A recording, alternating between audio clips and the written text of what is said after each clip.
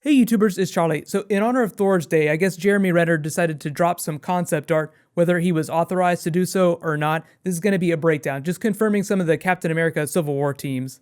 If you didn't get a chance to see the D23 footage, this just confirms what some of the teams are going to be. We got a pretty good idea just looking at which characters were fighting other characters in that footage, but it wasn't explicit.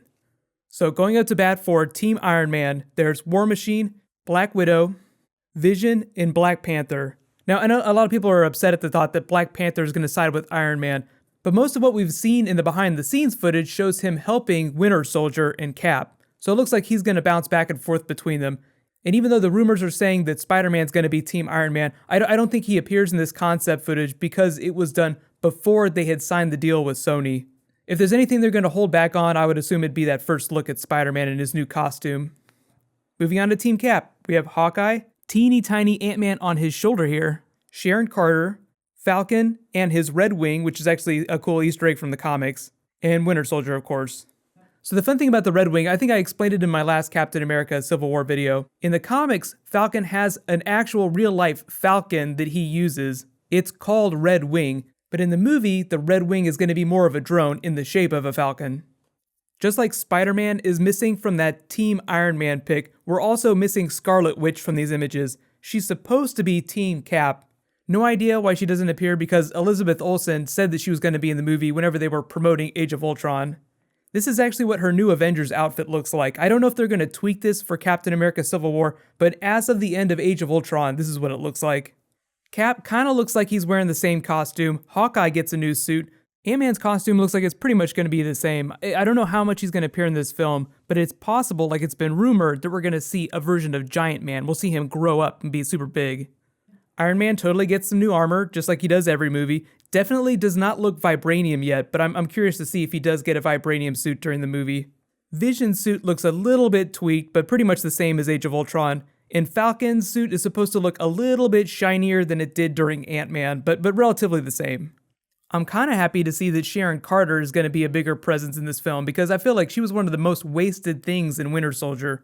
The problem with a lot of these big Marvel movies is there's so many characters. Like this is Avengers 2.5 pretty much. They keep saying it's still a Captain America film, so just think about Winter Soldier, how much it featured Cap versus the other characters. I think for the most part, like the other major characters like Iron Man, we'll see them enough to get their point of view to understand why it is they take the position that they take. Some other really big characters that don't appear in this concept footage, General Thunderbolt Ross. I know everyone wants to see Red Hulk, but I totally do not think that we're ready for Red Hulk yet. Mark Ruffalo is supposed to be like a small presence. I don't think he'll be a big character, but if Thunderbolt Ross gets involved, it probably has something to do with the Hulk. And then Martin Freeman is kind of like the liaison between the United Nations and the Avengers. He's kind of like the guy that the government assigns to deal with all the superheroes. I imagine he's going to have some fun dealing with Tony Stark, if Tony Stark is going to side with the government. And they have been pushing the idea of the Registration Act, so it sounds like they're doing something pretty close to the comic book Civil War arc. The problem with that is that Civil War in the comics, just like Secret Wars, it involves like every single character that Marvel has in the comics, and then they can't do that on screen. So thematically, yes, this will be comic book Civil War, but just expect them to tune the characters way, way down to just the IP that they have access to. Spider-Man being like the one exception. And remember, this isn't going to be like Iron Spider-Man. That was a much older character. This is going to be 15-year-old Spider-Man.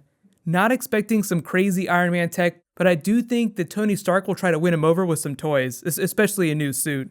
So you guys can let me know, like, what do you think about these teams that they've picked? I know it seems weird to put Black Widow against Hawkeye because they seem like such good friends in the first Avengers film, but they're just another example of like two close friends, Cap and Iron Man, having like a huge difference of opinion.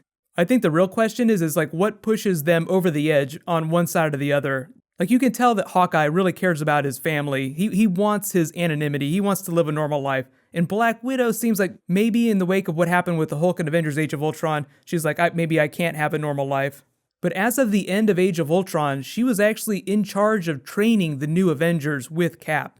Cap is still the leader of the Avengers, but she was kind of like his co-leader. And what about Scarlet Witch and the Vision? That's just exciting. Obviously, those characters are brand new, so they haven't explored any kind of relationship between those two. But if you've read the comics, then you know that they're one of the biggest couples in the Marvel Universe, or they have been in the past. But I feel like a lot of the reason why they picked the teams the way they did is because they wanted to balance things. Like, they wanted to feel like each character on each team had an opposite on the other team. George R. R. Martin was actually like shaking his fist at Marvel and a lot of the other big comic book movies. His complaint is that he's getting tired of seeing heroes fight villains with the exact same powers. That's another good argument to make. Like, do you want to see heroes fight villains with completely unique powers that have absolutely nothing to do with their own powers? Like Iron Man in the first Iron Man film fights Ironmonger, just like a bigger version of Iron Man. Do you want to see that stop? Either way, it's time to get hype. I feel like Marvel's slowly going to be rolling out more and more Civil War stuff in the next couple of weeks. We might get a trailer in the fall. Disney doesn't have any really big movies in the next month or so. But if they're going to be posting new Star Wars footage, then they might as well post new Captain America Civil War footage too. I know a lot of you guys have been asking for an Agents of S.H.I.E.L.D. Season 3 video, so that's what I'll probably do for my next Marvel video. Be sure to subscribe to get it. I'll try to get it out in the next day or so. I've still got a Game of Thrones Q&A to post. Just so much awesome stuff happened today. Just in case you guys haven't seen it, you can click here for the new Star Wars footage that just posted. It's a really short clip, but it is really awesome. And you can click here for all my Captain America Civil War videos. Thank you so much for watching, everybody. Let's high five. I'll see you guys tonight.